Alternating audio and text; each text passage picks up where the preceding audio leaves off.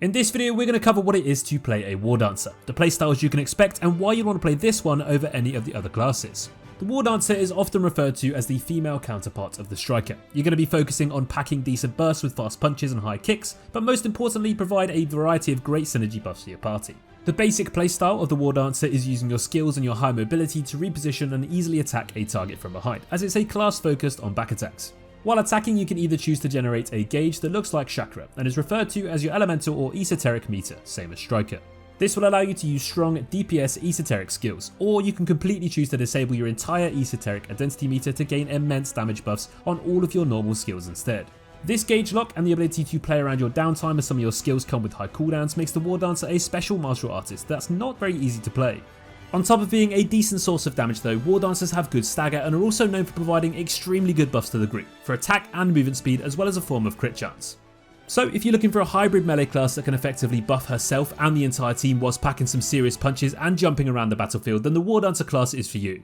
When it comes to your other advanced martial artist classes, the Wardancer might not be the strongest damage wise, but she's far more multi-skilled than her often compared male Striker counterpart.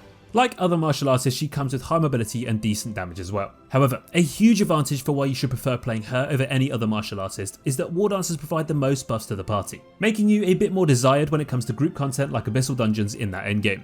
Wardancer, similar to Striker, can be a burst focused class by building up her esoteric meter to consume it with empowered esoteric attacks. A Wardancer's core mechanics though are always built around the same three skills.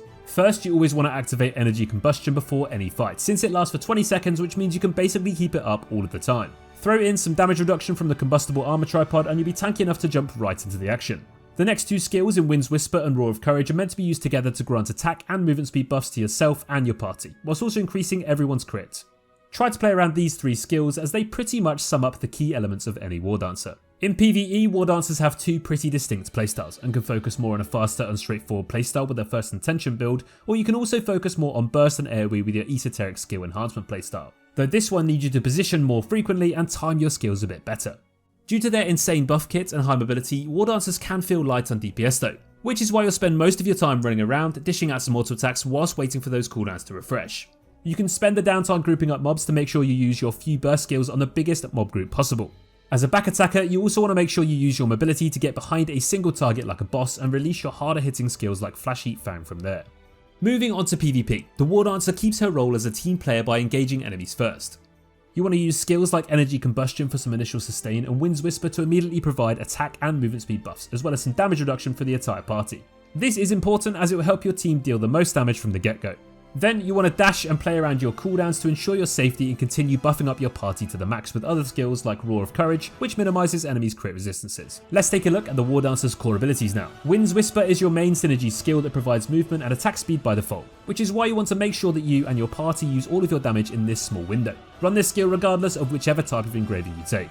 The Roar of Courage battle cry is your second main synergy skill that provides not only good orb generation, but also additional crit rate by dropping your target's crit resistance for 6 seconds. You'll also want to run this skill regardless of which type of engraving you go for. Energy Combustion makes a difference between a good and bad Wardancer. As its name suggests, Energy Combustion creates an energy field around you that deals constant damage to anyone touching the radius, but it then explodes after 20 seconds for a much bigger damage outcome. Now it is somewhat of a passive skill as you can use other skills whilst it's active, but remember not to let your final energy explosion go to waste, or else you're going to lose a lot of damage. Moon Flash Kick lets you close the gap by kicking your way to your target and then performing a back kick that deals amazing damage. It's either used as a main orb generation skill or as just another main DPS skill, depending on your chosen class engraving, so run this skill regardless as well.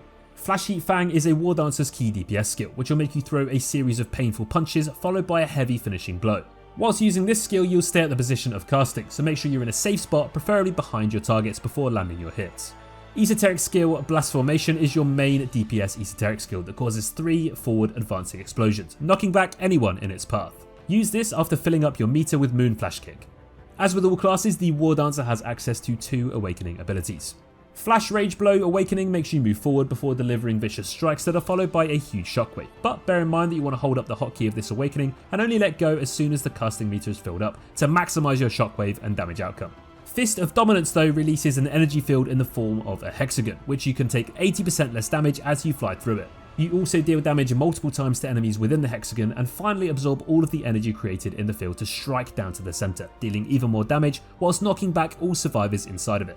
In terms of play rates, most people use the Fist of Dominance, as you don't have to hold the skill hotkey when using it, and the damage reduction can really help you survive in those massive heated scenarios. Every Lost Ark class has access to engravings that will focus your playstyle in one particular direction. For Wardancers, you will choose between Esoteric Skill Enhancement and First Intention. The First Intention engraving makes you very different from the Striker, as it effectively loses the ability to fill up your esoteric meter, but you gain insane damage buffs on all of your other skills, making you want to spam those normal skills only.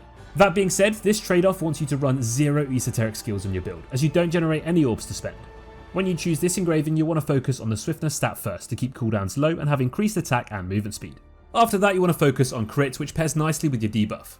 Besides faster animations when using your skills, another advantage of high swiftness is the ability to reposition yourself to constantly deal their extra damage from the back attacks. The Esoteric Skill Enhancement grants you an additional orb, exactly the same as the Striker's Esoteric Flurry engraving. The only additional difference though is that it also enhances all of your esoteric skills damage by the amount of orbs you have before casting. That being said, you want to run 1 or 2 esoteric skills as your orb spenders, which are Blasphemation and Call of the Wind God. When you choose this engraving, you want to focus on the specialization stat first, since your damage relies on your esoteric skills alone, and it will boost up your orb generation as well. After that, swiftness is your second stat to build upon. The downside is that you'll need to know the boss mechanics though, because in case you miss your burst window upon activation, you will not only lose a lot of damage, but you'll also need to refill your esoteric meter before dealing a decent amount of damage again. It's important to note that a Wardancer's priority is to maintain those party buffs to the group though, which is why you'll find yourself sometimes running into mana issues when trying to also stay on top of DPS. Remember to head on over to Mobalytics for all of your other Lost Ark needs.